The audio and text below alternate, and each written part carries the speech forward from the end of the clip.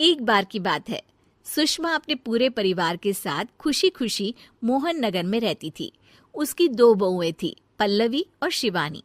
एक दिन दोनों बहुएं रसोई में काम कर रही होती है कि तभी उनकी सास सुषमा उन्हें बुलाती है। अरे बहू, जरा इधर तो आना।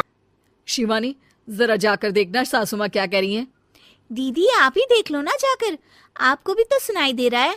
अरे मैं आटा गूंद रही हूँ ना, तुम चली जाओ। हाँ तो मैं भी तो सब्जी काट रही हूँ ना दीदी।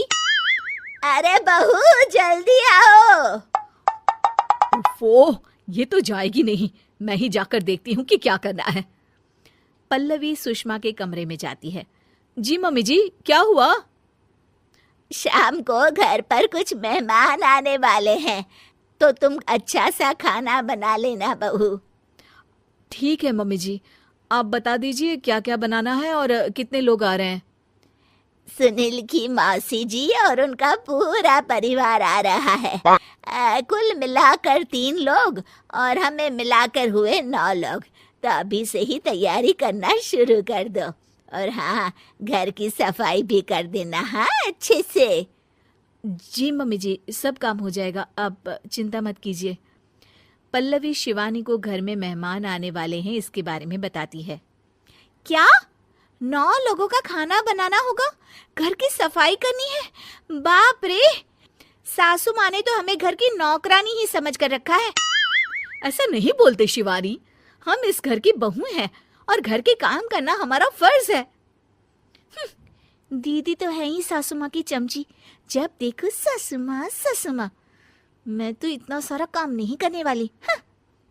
शिवानी कपड़े लेकर गमला साफ कर रही होती है और चक्कर आने का नाटक करने लगती है। मेरा सर चकरा रहा है। तभी वहां पल्लवी और सासू माँ जाते हैं। अरे बहू, क्या हो गया तुम्हें? मम्मी जी, बहुत तेज सर में दर्द हो रहा है। तुम एक काम करो शिवानी, आराम कर लो। नहीं नहीं दीदी, घर में मेहमान आने वाले हैं, मुझे आपकी मदद करनी चाहिए। अरे कोई बात नहीं शिवानी, तुम आराम कर लो, मैं सब काम कर लूंगी। ठीक है दीदी, अगर आप इतना कह रही हैं तो आराम कर लेती हूँ। शिवानी आराम से अपने कमरे में मैगजीन पढ़ रही होती है। इसे कहते हैं आराम की जिंदगी। इतना सारा काम। चलो, सारा काम खत्म हो गया, शिवानी को देख आती हूँ। शिवानी अपने कमरे में ईयरफोन में गाने सुनते सुनते सो जाती है और उसके साइड में मैगजीन भी रखी होती है। पल्लवी वहां आ जाती है और वो सब देखती है। ओहो, तो मतलब सब काम चोरी का बहाना था। अभी बताती हूँ इसको। घर का सारा काम मुझे करना पड़ा और ये महारानी यहाँ मैगजीन पढ़ रही है, गाने सुन रही है। पल्लवी रसोई से एक प्लेट और चम्मच लेकर आती है और शिवानी को थाली बजाकर उठाने लगती है। शिवानी अचानक से उठती है। उठ गई महारानी, गाने भी सुन लिए, मैगजीन भी पढ़ ली। तुम तो बहुत बड़ी झूठी निकली शिवानी। तुमने सर दर्द का बहाना बनाया ताकि काम करने से बच सको। हाँ, बनाया बहाना, तो क्या करती, इतने सारे काम करती। मुझे कोई शौक नहीं है चापलूसी का। क्या चापलूसी? तुम्हें लगता है कि मैं सारे काम चापलूसी के लिए कर रही हूँ? और नहीं तो क्या। तभी वहां सासू माँ आ जाती हैं। अरे बहू, वो लोग बस आने ही वाले हैं, तुम तैयारियां कर लो। जी सासू माँ, तुझे तो मैं बाद में देखती हूँ। सब खाना खाने बैठते हैं और खाना शुरू करते हैं।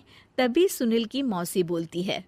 वाह भाई वाह, खाना तो बहुत ही अच्छा बना है सुषमा जी, एक एक चीज में क्या स्वाद है। ये सुनकर शिवानी मुंह बना लेती है। उसे अपनी जेठानी की इतनी तारीफ रास नहीं आती। आपकी बहुएं तो बहुत ही अच्छा खाना बनाती हैं। हाँ, बनाती तो दोनों ही अच्छा है, पर आज ना ये सारा खाना बड़ी बहू ने बनाया है। छोटी बहू की तबीयत ठीक नहीं थी, सो इसलिए। मानना पड़ेगा सुषमा जी, आपकी बड़ी बहू तो बहुत ही गुणवान है। पल्लवी की तारीफ सुनकर शिवानी को जलन होती है। पल्लवी ये सुनकर खुश हो जाती है और शिवानी की तरफ देखकर उसे चिढ़ाती है। कुछ देर बाद मेहमानों के जाने का वक्त हो जाता है। मौसी जी सबके लिए उपहार लाई होती है। वो सबको शगुन के पैसे देती हैं और अंत में पल्लवी के पास आती है। तुम्हारे लिए शगुन का लिफाफा तो है ही, पर बहू तुम्हें एक और उपहार भी मिलेगा इतना अच्छा खाना बनाने के लिए। मौसी अपने सोने के कंगन निकालकर पल्लवी को पहना देती है। ये लो, ये मेरे मनपसंद कंगन है, अब से ये तुम्हारे हुए। धन्यवाद मौसी जी। ये देखकर शिवानी तो पूरी तरह से जल जाती है और गुस्से से रसोई में चली जाती हैं। तभी वहां पल्लवी आ जाती है और उसे अपने कंगन दिखाने लगती है। देवरानी जी, अब आपका सर दर्द ठीक तो है ना? मुझे लगता है कि अब सर दर्द शुरू हो गया होगा आपका।